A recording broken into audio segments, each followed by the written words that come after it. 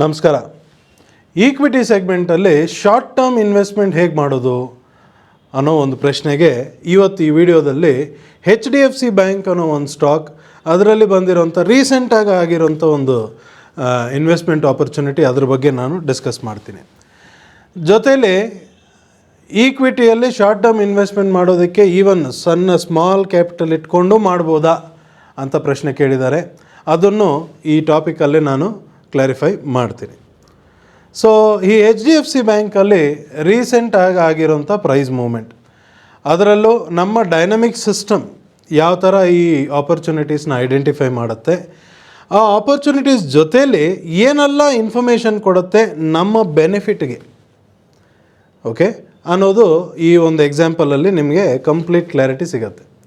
So ರೀಸೆಂಟಾಗಿ ಆಗಿರೋ price moment HDFC ಬ್ಯಾಂಕಲ್ಲಿ ನೋಡಿದ್ರೆ ನಮಗೆ ಆಲ್ಮೋಸ್ಟ್ 3rd June 2024 ಈ ಡೇಟ್ಗೆ ಡೈನಮಿಕ್ ಸಿಸ್ಟಮಲ್ಲಿ ನಮಗೆ ಸುಮಾರು ಜನ ಯಾವ ಸ್ಟಾಕಲ್ಲಿ ಹೊಸ ಬೈಯಿಂಗ್ ಆಪರ್ಚುನಿಟಿ ಬಂದಿದೆ ಅಂತ ಹುಡುಕ್ತಿರ್ತಾರೆ. ಅದಕ್ಕೆ ಡೈನಮಿಕ್ ಸಿಸ್ಟಮಲ್ಲಿ ಆಟೋಮೆಟಿಕ್ ಒಂದು ಫೆಸಿಲಿಟಿ ಇದೆ, daily new by cell dynamic report ಅಂದ್ಬಿಟ್ಟು. ಈ ರಿಪೋರ್ಟಲ್ಲಿ ನಾವು ಈವ್ನಿಂಗ್ ಫ್ರೀ ಇರೋವಾಗ ಸಾಯಂಕಾಲ ಒಂದು 10-15 ನಿಮಿಷ ಕೂತ್ಕೊಂಡು ಈ ರಿಪೋರ್ಟ್ ನೋಡ್ಕೊಂಬಿಟ್ರೆ ಯಾವುದೆಲ್ಲ ಸ್ಟಾಕು ಫ್ರೆಶ್ ಆಗಿ ಬೈಯಿಂಗ್ ಆಪರ್ಚುನಿಟಿ ಕೊಟ್ಟಿದೆ. ಯಾಕಂದರೆ ಈಕ್ವಿಟಿ ಸೆಗ್ಮೆಂಟಲ್ಲಿ ಮಾಡೋದ್ರಿಂದ ಬೈಯಿಂಗ್ ಆಪರ್ಚುನಿಟೀಸೇ ಹುಡುಕ್ತಾ ಇದ್ದೀವಿ. ಹುಡುಕ್ತಿರೋವಾಗ 3rd June ಅಷ್ಟೊತ್ತಿಗೆ ಈ ರಿಪೋರ್ಟಲ್ಲಿ HDFC ಬ್ಯಾಂಕಲ್ಲಿ new buying opportunity short term ಇನ್ವೆಸ್ಟ್ಮೆಂಟ್ಗೆ ಅಂದ್ಬಿಟ್ಟು ಬಂದಿದೆ. ಅದರಲ್ಲೂ ಈ ಡೈನಮಿಕ್ ಸಿಸ್ಟಮ್ ರಿಪೋರ್ಟಲ್ಲಿ ನೋಡಿ, ಲಾಂಗ್ ಟ್ರೆಂಡ್ ಅನ್ನೋದೇನಿದೆ ಅದರಲ್ಲಿ ಅಪ್ ಸ್ಟಾರ್ಟ್ ಅಂತ ಕೊಟ್ಟಿದೆ, ಅಂದರೆ ಇದು ಬೈಯಿಂಗ್ ಆಪರ್ಚುನಿಟಿ. ಸೊ ಇದು ಬೈ ಮಾಡೋಕ್ಕೆ ಮುಂಚೆ, ಅಂದರೆ ನಾವು ನಾಳೆ ದಿವಸ ಬೈ ಮಾಡ್ತೀವಿ, ಬೈ ಮಾಡೋಕ್ಕೆ ಮುಂಚೆ ಇದು ಯಾವ ಥರ ಇದೆ, how good is this opportunity, ಎಷ್ಟು ಒಳ್ಳೆ ಆಪರ್ಚುನಿಟಿ ಇದು ಅಂತ ಒಂದು ಸತಿ ಚೆಕ್ ಮಾಡ್ಕೊಳ್ಳೋಣ ಅಂತ ಚೆಕ್ ಮಾಡಿದ್ರೆ, ಫಸ್ಟ್ ಆಫ್ ಆಲ್ ಇಲ್ಲಿ ಇವಾಗ ಬೈ ಆಪರ್ಚುನಿಟಿ ಕೊಡ್ತಿದೆ ಅಂದರೆ ಎಲ್ಲಿಂದ ಬರ್ತಾ ಇದೆ ಪ್ರೈಸ್, ಏನು ನಡೀತಿದೆ ಈ ಪ್ರೈಸ್ ಮೂಮೆಂಟಲ್ಲಿ ಅಂತ ನೋಡಿದ್ರೆ, first of already price down ಬಂದು ಒಂದು ಮೇಜರ್ ಡೈನಮಿಕ್ ಸಿಗ್ನಲ್ ಅಲ್ಲಿ ತನಕ ಬಂದು ಅಲ್ಲಿಂದ ಪ್ರೈಸ್ ಮೇಲೆ ಹೋಗಿ ನಮಗೆ ಈ ಬೈಯಿಂಗ್ ಆಪರ್ಚುನಿಟಿ ಕೊಡ್ತಿರೋದು. ಸೊ ಈ ವಿಷಯ ತಿಳ್ಕೊಳ್ಳೋದ್ರಿಂದ ನಮಗೇನು ಬೆನಿಫಿಟ್ ಅಪ್ಪ ಅಂದರೆ, ಈ ಅಪ್ ಮೂಮೆಂಟಲ್ಲಿ ಸ್ಟ್ರೆಂತ್ ಇದೆ, ಒಳ್ಳೆ ಸ್ಟ್ರೆಂತ್ ಇದೆ ಈ ಅಪ್ ಮೂಮೆಂಟಲ್ಲಿ ಅನ್ನೋದು ಅರ್ಥ. ನಾರ್ಮಲಿ ಕೆಳಗಡೆ ಯಾವುದೇ ಡೈನಮಿಕ್ ಮೇಜರ್ ಸಿಗ್ನಲ್ ಇಲ್ಲದೆ ಈ ಬೈಯಿಂಗ್ ಆಪರ್ಚುನಿಟಿ ಬಂದಿದ್ರೆ, ಬೈಯಿಂಗ್ ಆಪರ್ಚುನಿಟಿ ಇದೆ ಬಟ್ ಅಷ್ಟು ಸ್ಟ್ರಾಂಗ್ ಆಪರ್ಚುನಿಟಿ ಅಲ್ಲ, ಅಂದರೆ ಒಂದು ಎಂಟ್ರಿ ತೊಗೊಂಡು ಒಳ್ಳೆ ಮೂಮೆಂಟ್ ನೋಡೋವಂಥದ್ದು ಇರದೇ ಹೋಗ್ಬೋದು. ಬಟ್ ಈ ಪರ್ಟಿಕ್ಯುಲರ್ HDFC ಬ್ಯಾಂಕಲ್ಲಿ ಒಳ್ಳೆ ಟ್ರೇಡ್ ಆಪರ್ಚುನಿಟಿ ಬಂದಿದೆ. ಸೊ ಬಂದಿದೆಯಲ್ಲ ಅಂತ ಇನ್ನು ಫರ್ದರ್ ಡೀಟೇಲ್ಸ್ ನೋಡಿದ್ರೆ, 3rd June ಇದು ಬೈ ಕೊಟ್ಟಾಗ ಜೊತೆಯಲ್ಲಿ ಮೇಲ್ಗಡೆ ಇನ್ನೊಂದು ಸಿಗ್ನಲು ಬಂದಿದೆ. ಇದನ್ನು ನಾವು DMBOTS ಪ್ರಾಫಿಟ್ಸ್ ಅಂತ ಹೇಳ್ತೀವಿ. ನಾರ್ಮಲಿ ಈ ಸಿಗ್ನಲ್ ಬಂದಾಗ ಪ್ರಾಫಿಟ್ಸ್ ಬುಕ್ ಮಾಡ್ಕೊಳ್ಳಿ ಅಂತ ಅರ್ಥ. ಅಂದರೆ ಆಲ್ರೆಡಿ ಯಾರಾದರೂ ಬೈ ಮಾಡಿರೋ, ನಾರ್ಮಲಿ ಪೊಸಿಷನಲ್ ಟ್ರೇಡ್ಸ್ ಮಾಡ್ತಾರಲ್ಲ ಫ್ಯೂಚರ್ಸ್ ಆಪ್ಷನ್ಸಲ್ಲಿ, ಅಂಥವ್ರು ಇಲ್ಲೇನು ಮಾಡಿರ್ತಾರೆ ಅಂದರೆ ಪ್ರಾಫಿಟ್ ಸೆಕ್ಯೂರ್ ಮಾಡ್ಕೊಂಡಿರ್ತಾರೆ. ಬಟ್ ನಾವು ಇಲ್ಲಿ ಶಾರ್ಟ್ ಟರ್ಮ್ ಇನ್ವೆಸ್ಟ್ ಮಾಡೋಕ್ಕೆ ಹೊರಟಿದ್ದೀವಿ 3rd Juneಗೆ ಬಂದಿರೋಂಥ ಆಪರ್ಚುನಿಟಿ. ಸೊ ನಾವು 4th Juneಗೆ ಇದನ್ನು ಬೈ ಮಾಡಬೇಕು. ಬಟ್ 3rd Juneಗೆ ಪ್ರಾಫಿಟ್ ಬುಕ್ಕಿಂಗ್ ಸಿಗ್ನಲ್ಲು ಕೊಡ್ತಿದೆ. ಓಕೆ, ಏನು ನಡೀತಿದೆ. ಪ್ಲಸ್ ನಮ್ಗೆ ಇನ್ನೊಂದು ವಿಷಯ ಏನು ಗೊತ್ತಪ್ಪ ಅಂದರೆ, 4th June ಬಂದು ಒಂದು ಈವೆಂಟ್ ಡೇ. ಏನು ಈವೆಂಟ್ ಅಂತ ನಿಮ್ಮೆಲ್ರಿಗೂ ಗೊತ್ತು. 4th June ಆ ಈವೆಂಟ್ ಪಾಸಿಟಿವಾ ನೆಗೆಟಿವಾ ಏನಾಗುತ್ತೆ ಅದರಲ್ಲೆಲ್ಲ ನಾವು ಹೋಗೋ ಇಷ್ಟ ಇಲ್ಲ. ಬಟ್ ನೆಕ್ಸ್ಟ್ ಡೇ ಒಂದು ಈವೆಂಟ್ ಡೇ ಅನ್ನೋದು ಮಾತ್ರ ಗೊತ್ತು. ಇಷ್ಟು ಮಾತ್ರ ತಿಳ್ಕೊಳ್ಳೋದ್ರಲ್ಲಿ ಬೆನಿಫಿಟ್ ಏನಪ್ಪ ಅಂದರೆ, ನಾರ್ಮಲಿ ನಮಗೆ ಗೊತ್ತಿರೋಂಗೆ ಈವೆಂಟ್ ಡೇ ಏನಾಗುತ್ತೆ, ಪ್ರೈಸ್ ಮೂಮೆಂಟು ಮೇಲೆ ಕೆಳಗಡೆ ಅನ್ನೋದು ಜೋರಾಗಿರುತ್ತೆ. ಓಕೆ, ಮ್ಯಾನಿಪ್ಯುಲೇಷನ್ ಅಂತ ಹೇಳಿಬಿಟ್ರೆ ಮ್ಯಾಕ್ಸಿಮಮ್ ಇರುತ್ತೆ ಈ ಈವೆಂಟ್ ಟೈಮಲ್ಲಿ. ಸೊ ಹುಷಾರಾಗಿ ಟ್ರೇಡ್ ಮಾಡಬೇಕು. ಸುಮಾರು ಜನ ಏನು ಮಾಡ್ತಾರೆ, ಈವೆಂಟ್ ದಿವಸನೇ ಹೋಗಿ ಟ್ರೇಡ್ ಮಾಡಬೇಕು ಅಂತ ಬರ್ತಾರೆ. ಓಕೆ, ಅರ್ಧಂಬರ್ಧ ಕ್ಲಾರಿಟಿ ಇಟ್ಕೊಂಬರ್ತಾರೆ, ಆ ಈವೆಂಟನ್ನು ನೋಡ್ಕೊಂಬರ್ತಾರೆ. ಆ ಥರ ಬಂದವರೆಲ್ಲ ಆ ಈವೆಂಟ್ ಡೇ ಆಗಿರೋಂಥ ಮೇಜರ್ ಪ್ರೈಸ್ ಮೂಮೆಂಟಲ್ಲಿ ಸಿಗಾಕೊಂಡಿರೋರು ಇದ್ದಾರೆ. ಬಟ್ ನಮಗೇನು ಗೊತ್ತು, ನಾಳೆ ಈವೆಂಟ್ ಡೇಗೆ ಮುಂಚೆ ಇವನು ಪ್ರಾಫಿಟ್ ಬುಕ್ಕಿಂಗ್ ಹೇಳ್ತಿದ್ದಾನಲ್ಲ, ಏನು ಮಾಡೋದು? ಓಕೆ, ಒಂದು ಕೆಲಸ ಮಾಡೋಣ, ಸ್ವಲ್ಪ ವೆಯ್ಟ್ ಮಾಡೋಣ. ಬೈಯಿಂಗ್ ಆಪರ್ಚುನಿಟಿನೇ ಇದೆ, ಮೇ ಬಿ ನಮಗಿನ್ನೂ ಒಳ್ಳೆ ಬೆಟರ್ ಪ್ರೈಸ್ ಸಿಗ್ಬೋದೇನೋ, ಸ್ವಲ್ಪ ನೋಡೋಣ ಅಂತ ನೋಡಿದ್ರೆ 4th June ಏನಾಯಿತು ಅಂದರೆ, ಇದ್ರದ್ದು price almost 2% gap down open ಆಗಿ ಅಲ್ಲಿಂದ ಫರ್ದರ್ ಒಂದೇ ಸತಿ ಪ್ರೈಸ್ ಡೌನ್ ಹೋಗೋಕ್ಕೆ ಸ್ಟಾರ್ಟ್ ಆಯಿತು. ಸೊ ನಾವಿನ್ನೂ ಬೈ ಮಾಡಿಲ್ಲ, ಯಾಕಂದರೆ ಬೈ ಮಾಡೋಣ ಅಂತಿರೋರು ಕೂಡ ಓಪ್ನಿಂಗಲ್ಲೇ 2% ಗ್ಯಾಪ್ ಡೌನ್ ಅಂದರೆ ಸ್ವಲ್ಪ ನೋಡಿ ಬೈ ಮಾಡೋಣ, ಸ್ವಲ್ಪ ವೆಯ್ಟ್ ಮಾಡಿ ಬೈ ಮಾಡೋಣ, ಏನಿದೆ ಅರ್ಜೆನ್ಸಿ ಅಂತ ವೆಯ್ಟ್ ಮಾಡಿದ್ರೂ ಪ್ರೈಸ್ ಶಾರ್ಪಾಗಿ ಡೌನ್ ಬಂದಿದೆ. ಡೌನ್ ಬರೋವಾಗ 4th ಜೂನ್ ಏನಾಯಿತು, ಮಾರ್ಕೆಟ್ ಮುಗಿದ ಮೇಲೆ ನಮ್ಮ ಡೈನಮಿಕ್ ಸಿಸ್ಟಮಲ್ಲಿ ಬಂದು ನೋಡಿದ್ರೆ 4th ಜೂನಲ್ಲಿ ಮತ್ತೆ ಕೆಳಗಡೆ ಒಂದು DMBOTS ಸಿಗ್ನಲ್ ಕೊಟ್ಟಿದೆ. ಅಂದರೆ ಮತ್ತೆ ಪ್ರಾಫಿಟ್ ಬುಕ್ಕಿಂಗ್ ಕೆಳಗಡೆ. ಅಂದರೆ ಈ ಡೌನ್ ಮೂಮೆಂಟಲ್ಲಿ ಯಾರಾದರೂ ಶಾರ್ಟ್ ಪೊಸಿಷನ್ ತೊಗೊಂಡಿದ್ರೆ, ಶಾರ್ಟ್ ಪೊಸಿಷನ್ ತೊಗೊಂಡಿರೋರು ಕೆಳಗಡೆ ಪ್ರಾಫಿಟ್ ಬುಕ್ಕಿಂಗ್ ಮಾಡ್ಕೊಳ್ಳಿ. ಪ್ರಾಫಿಟ್ ಬುಕ್ಕಿಂಗ್ ಮಾಡ್ಕೊಳ್ಳಿ ಅಂತ ಏನಕ್ಕೆ ಹೇಳಬೇಕು, ಇವಾಗ ಪ್ರೀವಿಯಸ್ ಆಗಿ ಬೈ ಮಾಡಿರೋರಿಗೆ ಟಾಪಲ್ಲಿ ಪ್ರಾಫಿಟ್ ಬುಕ್ಕಿಂಗ್ ಮಾಡ್ಕೊಳ್ಳಿ ಅಂತ ಹೇಳ್ತು, ಸೆಲ್ ಮಾಡಿರೋರಿಗೆ ಬಾಟಮಲ್ಲಿ ಪ್ರಾಫಿಟ್ ಬುಕ್ಕಿಂಗ್ ಮಾಡ್ಕೊಳ್ಳಿ ಅಂತ ಹೇಳ್ತು. ಪ್ರಾಫಿಟ್ ಬುಕ್ಕಿಂಗ್ ಮಾಡ್ಕೊಳ್ಳಿ ಅಂದರೆ ಏನರ್ಥ? ಒಂದು ಬಂದಿರೋ ಪ್ರಾಫಿಟ್ ಸೆಕ್ಯೂರ್ ಮಾಡ್ಕೊಳ್ಳಿ. ಏನಕ್ಕೆ ಸೆಕ್ಯೂರ್ ಮಾಡ್ಕೋಬೇಕು ಅಂದರೆ ಪ್ರೈಸ್ ಅಲ್ಲಿಂದ ರಿವರ್ಸ್ ಆಗಬಹುದು ಅನ್ನೋದು ಅರ್ಥ. ಸೊ ಇದರಲ್ಲಿ ಒಂದು ವಿಷಯ ನಾವೇನು ನೋಡಬೇಕು ಅಂದರೆ ಟ್ರೆಂಡೆಲ್ಲ ಅಪ್ ಆಗಿಬಿಟ್ಟಿದೆ, short term investment buying opportunity ಕೊಟ್ಬಿಟ್ಟಿದೆ. ಸೊ ಅಪ್ ಟ್ರೆಂಡಲ್ಲಿ ಪ್ರೈಸ್ ಡೌನ್ ಬಂದು ಕೆಳಗಡೆ ಪ್ರಾಫಿಟ್ ಬುಕ್ಕಿಂಗ್ ಕೊಡ್ತಿದೆ ಅಂದರೆ ಮತ್ತೆ ಇದು ವಾಪಸ್ ಅಪ್ ಟ್ರೆಂಡಲ್ಲಿ ಮೇಲೆ ಬರುತ್ತೆ ಅನ್ನೋದು ಎರಡನೇ ಅರ್ಥ. ಸೊ ನಾವೇನು ಮಾಡ್ತೀವಿ, 3rd ಜೂನ್ ಅದು ಬೈ ಮಾಡಿ ಅಂತ ಹೇಳಿ ನಾವು 4th ಜೂನ್ ಬೈ ಮಾಡದೆ ನೆಕ್ಸ್ಟ್ ಡೇ ಬೈ ಮಾಡ್ತೀವಿ. ಸೊ 5th ಜೂನ್ಗೆ ನಾವು ಮಾರ್ಕೆಟ್ ಓಪನ್ ಆಗ್ತಾನೆ ಬೈ ಮಾಡಿದ್ರು 1494.05 ಇದು ಓಪನಿಂಗ್ ಪ್ರೈಸ್. ಸೊ ಇದೇ ರೇಟ್ ನಿಮಗೆ ಸಿಗಬೇಕು ಅನ್ನೋದಿಲ್ಲ. ಫಾರ್ ಎಕ್ಸಾಂಪಲ್ಗೆ ನೀವು ಈ ರೇಟಿಗೆ ಬೈ ಮಾಡಿದೆ ಅಂತ ಇಟ್ಕೊಳ್ಳಿ, 1494.05, 1494 ರೌಂಡ್ ನಂಬರ್ಗೆ ನೀವು ಬೈ ಮಾಡಿರ್ತೀರ ಅಂತ ಇಟ್ಕೊಳ್ಳಿ. ಆ್ಯಕ್ಚುಲಾಗಿ ಬೈ ಮಾಡೋವಾಗ 1495 96 2-3 ರೂಪಾಯಿ ಹೆಚ್ಚು ಕಡಿಮೆಗೂ ಸಿಗುತ್ತೆ, ತಲೆನೋವಿಲ್ಲ. ಬಟ್ ಬೈ ಮಾಡಬೇಕಷ್ಟೇ, ಸೆಲ್ ಮಾಡೋಕ್ಕೆ ಹೋಗಬಾರ್ದು. ಸೊ 1494 ನೀವು ಬೈ ಮಾಡಿರ್ತೀರ. ಬೈ ಮಾಡಾದಮೇಲೆ ಏನಾಯಿತು, ಪ್ರೈಸ್ ಅಲ್ಲಿಂದ ಫರ್ದರ್ ಮೇಲೆ ಹೋಗೋಕ್ಕೆ ಸ್ಟಾರ್ಟ್ ಆಯಿತು. ಮೇಲೆ ಹೋಗ್ತಾ ಹೋಗ್ತಾ 13ನೇ ತಾರೀಕು ಜೂನ್ ಪ್ರೈಸ್ ಟಾಪಲ್ಲಿದ್ದಾಗ 1588 ಈ ರೇಂಜಲ್ಲೆಲ್ಲ ಹೈ ಮಾಡ್ತಿದೆ. ನಾವು ಬೈ ಮಾಡಿರೋದು 1494ಗೆ ಆಲ್ಮೋಸ್ಟ್ 90-100 ಪಾಯಿಂಟ್ಸ್ ಪ್ರೈಸ್ ಇನ್ಕ್ರೀಸ್ ಆಗಿಬಿಟ್ಟಿದೆ 13th ಜೂನ್ ಅಷ್ಟೊತ್ತಿಗೆ. ಮೇಲೆ ಹೋಗ್ತಾ ಹೋಗ್ತಾ ಮೇಲ್ಗಡೆ ಒಂದು ಸಿಗ್ನಲ್, ನಾರ್ಮಲಿ ಈ ಸಿಗ್ನಲ್ ಬಂದಾಗ ಪ್ರೈಸ್ ಇಲ್ಲಿಂದ ರಿವರ್ಸ್ ಆಗಬಹುದು ಅನ್ನೋದು ಅರ್ಥ. ಸೊ ನಾವು ಆಲ್ರೆಡಿ ಬೈ ಮಾಡಿದ್ದೀವಿ, ಒಳ್ಳೆ ಪ್ರಾಫಿಟಲ್ಲಿದೆ. ಸೊ ಏನು ಮಾಡೋಣ, ಒಂದು ಸತಿ ಪ್ರಾಫಿಟ್ ಬುಕ್ ಮಾಡೋಣ ಅಂತ ಈ ಜಾಗದಲ್ಲಿ ನಾವು ಪ್ರಾಫಿಟ್ ಬುಕ್ ಮಾಡಿದ್ರು ನಮಗೆ 1581 ರುಪೀಸ್ಗೆ ನಾವು ಇದನ್ನು ಸೆಲ್ ಮಾಡ್ಬೋದಾಗಿತ್ತು. ಸೊ ಬೈ ಮಾಡಿದ್ದು 1494ಗೆ, 1581ಗೆ ನಾವು ಸೆಲ್ ಮಾಡಿದ್ರೆ ಎಷ್ಟು ಪಾಯಿಂಟ್ ಸಿಕ್ತು, 87 ಪಾಯಿಂಟ್ಸ್ ಪ್ರಾಫಿಟ್. ಅಂದರೆ ನಮಗೆ ಈ ಪರ್ಟಿಕ್ಯುಲರ್ ಟ್ರೇಡಲ್ಲಿ ಮೋರ್ ದ್ಯಾನ್ 5% ರಿಟರ್ನ್ಸ್ ಈ ಒಂದು ಆಪರ್ಚುನಿಟಿಯಲ್ಲಿ. ಸೊ ಅಲ್ಲಿ ಎಕ್ಸಿಟ್ ಮಾಡಿಬಿಟ್ವಿ.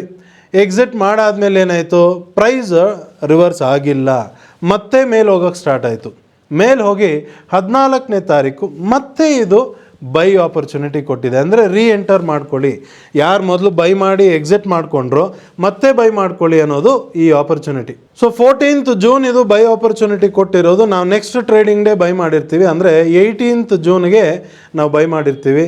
ಬೈ ಮಾಡಿದಾಗ ಓಪನಿಂಗಲ್ಲೇ 1596.90, 1597 ಅಂತ ಇಟ್ಕೊಳ್ಳಿ. ಈ ರೇಟಿಗೆ ನಾವು ಮತ್ತೆ ಬೈ ಮಾಡಿರ್ತೀವಿ. ಬೈ ಮಾಡಿದ ಮೇಲೆ ಏನಾಯಿತು, ಪ್ರೈಸ್ ಅಲ್ಲಿಂದ ಫರ್ದರ್ ಮೇಲೆ ಹೋಯ್ತು. ನಮಗೆ ಆಲ್ಮೋಸ್ಟ್ 2nd ಜುಲೈ ಅಷ್ಟೊತ್ತಿಗೆ 1722-25 ಈ ರೇಂಜಿಗೆ ಬಂದ್ಬಿಡ್ತು ಪ್ರೈಸ್. ನಾವು ಬೈ ಮಾಡಿರೋದು 1597 ಹತ್ರ. ಮೇಲ್ ಬರ್ತಿರೋವಾಗ ನಮ್ಮ ಡೈನಮಿಕ್ ಸಿಸ್ಟಮಲ್ಲಿ ಮೇಲ್ಗಡೆ 1722ಗೆ ಒಂದು ಡೈನಮಿಕ್ ಮೇಜರ್ ಸಿಗ್ನಲ್ ಇದೆ. ಅಂದರೆ ಈ ಜಾಗದಲ್ಲಿ ಹುಷಾರಾಗಿರಿ. ನಾವು ನಾರ್ಮಲಿ ಟ್ರೈನಿಂಗಲ್ಲಿ ಹೇಳ್ತೀವಿ, ಅದರಲ್ಲಿ ನಮ್ಮ ಡೈನಮಿಕ್ ಮೆಂಬರ್ಸ್ ಏನು ಮಾಡ್ತಾರೆ, ಇಂಥ ಸಿಗ್ನಲ್ ಬಂದಾಗ 50% ಪ್ರಾಫಿಟ್ ಬುಕ್ ಮಾಡಿಬಿಡ್ತಾರೆ. ಓಕೆ, ಸೊ 1722ಗೆ 50% ಪ್ರಾಫಿಟ್ ಬುಕ್ ಮಾಡಾಯಿತು. ಸ್ವಲ್ಪ ಜನ ಏನು ಮಾಡ್ತಾರೆ, ಇಲ್ಲ ನನಗೆ ಈ ಪರ್ಟಿಕ್ಯುಲರ್ ಟ್ರೇಡಲ್ಲಿ ಆಲ್ಮೋಸ್ಟ್ ಕ್ಲೋಸ್ ಟು 8% ರಿಟರ್ನ್ಸ್ ಬರ್ತಿದೆ, ಏನಕ್ಕೆ ಬಿಡೋದು, ಮೇಜರ್ ಸಿಗ್ನಲ್ ಬೇರೆ ಇದೆ, ಆಮೇಲೆ ನೋಡೋಣ ಅಂತ ಕಂಪ್ಲೀಟಾಗೂ ಎಕ್ಸಿಟ್ ಮಾಡಿಬಿಡ್ತಾರೆ. ಹಂಗೆ ಮಾಡಿದ್ರೂ ಈ ಪರ್ಟಿಕ್ಯುಲರ್ ಟ್ರೇಡಲ್ಲಿ ನಿಮಗೆ ಎಷ್ಟು ಸಿಕ್ತು, ಸೊ ಈ ಒಂದು ಟ್ರೇಡ್ ಆಪರ್ಚುನಿಟಿಲಿ ನಮಗೆ ಆಲ್ಮೋಸ್ಟ್ 125 ಪಾಯಿಂಟ್ ಸಿಕ್ಕಿದೆ. ಓಕೆ, ಸೊ ಇದರಲ್ಲೂ ಪ್ರಾಫಿಟ್ ಆಯಿತು. ಇವಾಗ ಪ್ರಶ್ನೆ ಏನಪ್ಪ ಅಂದರೆ, ಸ್ಮಾಲ್ ಇನ್ವೆಸ್ಟ್ಮೆಂಟ್ ಇಟ್ಕೊಂಡು ಮಾಡ್ಬೋದಾ ಅನ್ನೋದು. ಈ ಸ್ಮಾಲ್ ಇನ್ವೆಸ್ಟ್ಮೆಂಟ್ ಅಂದರೆ ಎಷ್ಟು, ಇವಾಗ ನಮಗೆ ಫಸ್ಟು ಬಂದಿದ್ದು ಬೈಯಿಂಗ್ ಆಪರ್ಚುನಿಟಿ 1496 ಈ ರೇಂಜಲ್ಲಿ 1494 ಈ ರೇಂಜಲ್ಲಿ ಬಂದಿರೋ ಬೈಯಿಂಗ್ ಆಪರ್ಚುನಿಟಿಲಿ ಲೆಟ್ ಅಸ್ ಅಸ್ಯೂಮ್ ನೀವು ಒಂದು 10 ಶೇರ್ ಬೈ ಮಾಡಿದ್ರಿ. ನೀವು 10 ಶೇರ್ ಬೈ ಮಾಡಿದ್ರು ಎಷ್ಟಾಯಿತು? 14,940 ರೂಪಾಯಿ, 14,940 ರುಪೀಸ್ ಇಷ್ಟು ನೀವು ಇನ್ವೆಸ್ಟ್ ಮಾಡಿದ್ರಿ. ಇನ್ವೆಸ್ಟ್ ಮಾಡಿ ನೀವು ಮಾರಿದ ಎಷ್ಟಿಗೆ 1,581ಗೆ. ನೀವು ಅಲ್ಲಿ ಮಾರಿದಾಗ ನಿಮಗೆ ಪ್ರಾಫಿಟ್ ಎಷ್ಟು ಬಂತು? 10 ಶೇರ್ಗೆ 870 ರುಪೀಸ್ ಪ್ರಾಫಿಟ್ ಬಂತು. ಓಕೆ, ಸೊ ಈ 870 ರುಪೀಸ್ ಅಂದರೆ ನಿಮ್ಮ ಇನ್ವೆಸ್ಟ್ಮೆಂಟ್ 14,940 ರುಪೀಸ್ ಏನು ಇನ್ವೆಸ್ಟ್ಮೆಂಟ್ ಮಾಡಿದ್ರಿ ಅದಕ್ಕೆ ಆಲ್ಮೋಸ್ಟ್ 5.8% ರಿಟರ್ನ್ಸ್.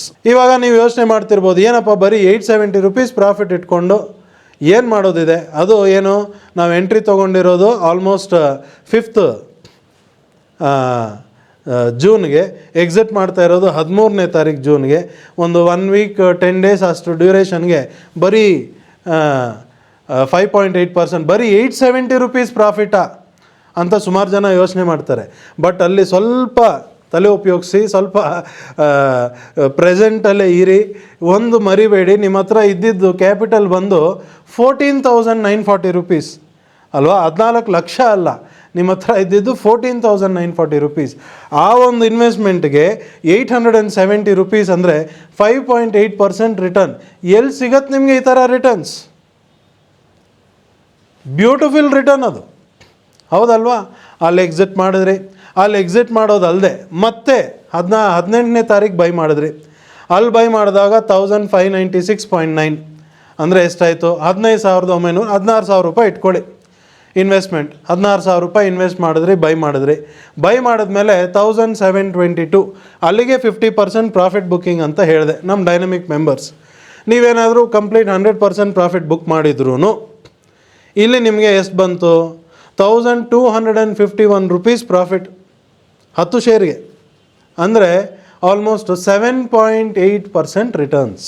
ಈ ಎರಡು ಟ್ರೇಡ್ ಆಪರ್ಚುನಿಟಿಲಿ 2,121 ರೂಪಾಯಿ ಪ್ರಾಫಿಟ್, ಅಂದರೆ ಟೋಟಲ್ ಆಗಿ 13% ರಿಟರ್ನ್ಸ್ ನಿಮಗೆ ಈ ಶಾರ್ಟ್ ಟರ್ಮ್ ಇನ್ವೆಸ್ಟ್ಮೆಂಟ್ ಆಪರ್ಚುನಿಟಿಲಿ ಬಂದಿರೋದು.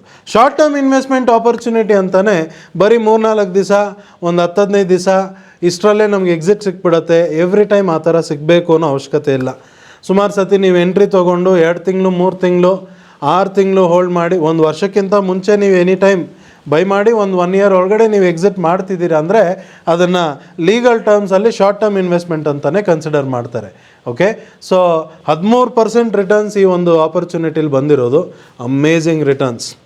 ಅದೇ ನೀವು 10 ಶೇರ್ ಅಲ್ಲದೆ ನೀವು 100 ಶೇರ್ ಬೈ ಮಾಡಿದರೆ ಏನಾಗಿರೋದು? ನಿಮ್ಮ ಇನ್ವೆಸ್ಟ್ಮೆಂಟ್ ಆಲ್ಮೋಸ್ಟ್ 1,49,000 ರೇಂಜಲ್ಲಿ ಸ್ಟಾರ್ಟ್ ಮಾಡ್ತಿದ್ರಿ. ಎರಡನೇ ಟ್ರೇಡ್ ಆಪರ್ಚುನಿಟಿಲಿ 1,60,000 ರುಪೀಸ್ ಇನ್ವೆಸ್ಟ್ಮೆಂಟ್ ಮಾಡ್ತಿದ್ರಿ ಅಲ್ವಾ? ಸೊ ಈ 1,60,000 ಇನ್ವೆಸ್ಟ್ಮೆಂಟ್ ಮೇಲೆ 13% ರಿಟರ್ನ್ಸ್ ಅಂದರೆ ಎಷ್ಟಾಯಿತು ನೀವೇ ಲೆಕ್ಕ ಹಾಕಿ ಅಲ್ವಾ? ಸೊ ಅಷ್ಟು ಎಫರ್ಟ್ಲೆಸ್ ಆಗಿ ಬಂದಿರೋದು, ನೀವೇನು ಮಾಡೋಷ್ಟಿರಲಿಲ್ಲ. ಆ ಡೈನಮಿಕ್ ಸಿಸ್ಟಮ್ ಒಂದು ಎಂಟ್ರಿ ಆಪರ್ಚುನಿಟಿ ಕೊಡ್ತು, ನೀವು ಎಂಟ್ರಿ ತೊಗೊಂಡಾದ್ಮೇಲೆ ಎಲ್ಲಿ ಎಕ್ಸಿಟ್ ಮಾಡಬೇಕು ಅಂತ ಅದೇ ಹೇಳ್ತು. ಅಲ್ಲಿ ತನಕ ನೀವು ಸುಮ್ಮನೆ ಕೂತ್ಕೊಂಡ್ರಿ. ಡೈಲಿ ನಿಮ್ಗೇನು ಕೆಲಸ ಇಲ್ಲ, ದಿನ ಪೂರ್ತಿ ಮಾರ್ಕೆಟ್ ಮೂವ್ಮೆಂಟ್ ನೋಡ್ತಾ ಕೂತಿರಬೇಕು ಅನ್ನೋ ಅವಶ್ಯಕತೆ ಇಲ್ಲ. ದಿನಕ್ಕೆ ಒಂದು ಸತಿ ಸಾಯಂಕಾಲ ಕೆಲಸ ಎಲ್ಲ ಮುಗಿಸ್ಕೊಂಬಂದು ಡೈನಮಿಕ್ ಸಿಸ್ಟಮ್ ಓಪನ್ ಮಾಡಿ ನಾಳೆಗೆ ಏನು ಮಾಡಬೇಕು, ನಾವು ಆಲ್ರೆಡಿ ಬೈ ಮಾಡಿಬಿಟ್ಟಿದ್ದೀವಿ, ನಾಳೆಗೆ ಏನು ಮಾಡಬೇಕು, ಇಟ್ಕೋಬೇಕಾ, ಎಕ್ಸಿಟ್ ಮಾಡಬೇಕಾ, ಪ್ರಾಫಿಟ್ ಬುಕ್ ಮಾಡಬೇಕಾ, ಏನು ಹೇಳ್ತಿದೆ ಡೈನಮಿಕ್ ಸಿಸ್ಟಮ್ ಅಂತ ನೋಡ್ಕೊಂಬಿಟ್ರೆ, ಒಂದು 10-15 ನಿಮಿಷ ಸ್ಪೆಂಡ್ ಮಾಡಿ ನೋಡ್ಕೊಂಬಿಟ್ರೆ ಮುಗೀತು.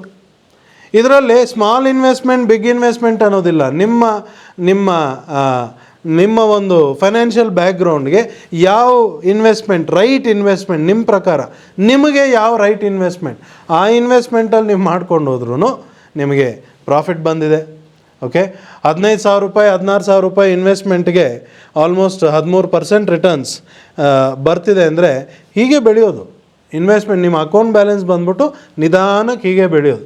ಅದು ನೀವು ಈಕ್ವಿಟಿ ಸೆಗ್ಮೆಂಟಲ್ಲೇ ಮಾಡಬೇಕು ಅಂತ ಸ್ಪೆಸಿಫಿಕ್ಕಾಗಿ ಕೇಳಿರೋದ್ರಿಂದ ನಾವು ಬರೀ ಬೈಯಿಂಗ್ ಆಪರ್ಚುನಿಟಿ ಮಾತ್ರ ಮಾಡ್ಕೊಂಡು ಹೋಗಿರ್ತೀವಿ. ಸೊ ಅದರಲ್ಲೇ ನಮಗೆ ಬರೀ ಸಿಂಗಲ್ ಡೈರೆಕ್ಷನ್ ಮಾರ್ಕೆಟಲ್ಲೇ ನಮ್ಗೆ ಈ ಥರ ಬೆನಿಫಿಟ್ಸ್ ಎಫರ್ಟ್ಲೆಸ್ ಆಗಿ ಬರ್ತಿರೋವಾಗ ಯಾಕೆ ಮಾಡಬಾರ್ದು? ಖಂಡಿತ ಮಾಡ್ಬೋದು. ಬಟ್ ಟ್ರೇಡ್ ಒಂದು ಬೈ ಮಾಡಬೇಕು ಅಂತ ಹೇಳಿದ್ರೆ ಕಂಪ್ಲೀಟ್ ಕ್ಲಾರಿಟಿ ಇರಬೇಕು. ಏನಕ್ಕೆ ಇದನ್ನು ಬೈ ಮಾಡಬೇಕು ಅನ್ನೋದು ಕಂಪ್ಲೀಟ್ ಕ್ಲಾರಿಟಿ ಇರಬೇಕು. ನಾರ್ಮಲಿ ನಮ್ಮ ಡೈನಮಿಕ್ ಸೂಪರ್ ಪವರ್ ಟ್ರೇಡಿಂಗ್ ವರ್ಕ್ಶಾಪಲ್ಲಿ ತಿಳಿಸ್ತಿರ್ತೀವಿ. ಓಕೆ, ನಮಗೆ ಡೈಲಿ ಸಾಯಂಕಾಲ ಇವತ್ತು ಯಾವ ಸ್ಟಾಕ್ಸ್ ಎಲ್ಲ ಹೊಸ ಬೈಯಿಂಗ್ ಆಪರ್ಚುನಿಟಿ ಬಂದಿದೆ ಅಂತ ನೋಡೋವಾಗ ಒಂದು 10 ಸ್ಟಾಕ್ ಬೈ ಬಂದಿದೆ ಅಂದರೆ ಆ 10 ಸ್ಟಾಕಲ್ಲಿ ನಾವು ಹೇಗೆ ಫಿಲ್ಟರ್ ಮಾಡ್ಕೊಳ್ಳೋದು, ಯಾವ ಸ್ಟಾಕಲ್ಲಿ ನಾನು ನಾಳೆ ಮಾಡಲಿ ಅಂತ ಡಿಸಿಷನ್ ತೊಗೊಳ್ಳೋದು ಅನ್ನೋದು ಹೇಗೆ ಮಾಡೋದು ಅನ್ನೋದೆಲ್ಲ ಟ್ರೈನಿಂಗಲ್ಲಿ ತಿಳಿಸ್ತೀವಿ. ಅದ್ರ ಪ್ರಕಾರ ಸಿಂಪಲಾಗಿ ಮಾಡ್ಕೊಂಡು ಹೋಗೋರು ಇದಕ್ಕಿಂತ ಇನ್ನೂ ಒಳ್ಳೆ ಬೆನಿಫಿಟ್ಸ್ ಮಾಡೋ ಆಪರ್ಚುನಿಟೀಸು ನಿಮಗೆ ಖಂಡಿತ ಸಿಗುತ್ತೆ. ಓಕೆ, ಬಟ್ ಮಾಡೋವಾಗ ಒಂದು ಕ್ಲಾರಿಟಿ ಇರಬೇಕು. ನಿಮ್ಮ ಇನ್ವೆಸ್ಟ್ಮೆಂಟ್ ಏನು, ಅದಕ್ಕೆ ತಕ್ಕಂಗೆ ಬಂದಿರೋಂಥ ರಿಟರ್ನ್ಸ್. ನೀವು ಮೊದಲೇ ನನ್ನ ಹತ್ರ ಇನ್ವೆಸ್ಟ್ಮೆಂಟ್ ಕಡಿಮೆ ಇದೆ ಬಟ್ ನೀವು ಎಕ್ಸ್ಪೆಕ್ಟ್ ಮಾಡ್ತಿರೋದು ಲ್ಯಾಕ್ಸಲ್ಲಿ ಅಂದಾಗ ಅಲ್ಲಿ ಮಿಸ್ಮ್ಯಾಚ್ ಆಗಿಬಿಡುತ್ತೆ. ಅವೇರ್ನೆಸ್ ಇರಲಿ, ಕೈಯಲ್ಲಿ ಏನಿದೆ ಅದಕ್ಕೆ ತಕ್ಕಂಗೆ ನನಗೆ ಎಷ್ಟು ಸಿಕ್ತು, ನಿಮಗೆ ಈ ಥರ ಬೆನಿಫಿಟ್ಸ್ ಬೇರೆ ಎಲ್ಲಿ ಸಿಗುತ್ತೆ, ಎಲ್ಲೂ ಇಲ್ಲ, ಸ್ಮೂತಾಗಿ ಬಂದಿದೆ ಅಂದರೆ ಅದನ್ನೇ ಕಂಟಿನ್ಯೂ ಮಾಡ್ಕೊಂಡು ಹೋಗ್ಬಿಟ್ರೆ ಓವರ್ ಎ ಪೀರಿಯಡ್ ನಿಮ್ಮ ವೆಲ್ತ್ ಬೆಳೀತಾ ಹೋಗುತ್ತೆ. ಓಕೆ, ಸೊ ಇದು ಶಾರ್ಟ್ ಟರ್ಮ್ ಇನ್ವೆಸ್ಟ್ಮೆಂಟ್ ಮಾಡೋದು ಹೇಗೆ ಅನ್ನೋದಕ್ಕೆ ಈ HDFC ಬ್ಯಾಂಕಲ್ಲಿ ರೀಸೆಂಟಾಗಿ ಆಗಿರೋಂಥ ಎಕ್ಸಾಂಪಲ್. ನಮಸ್ಕಾರ.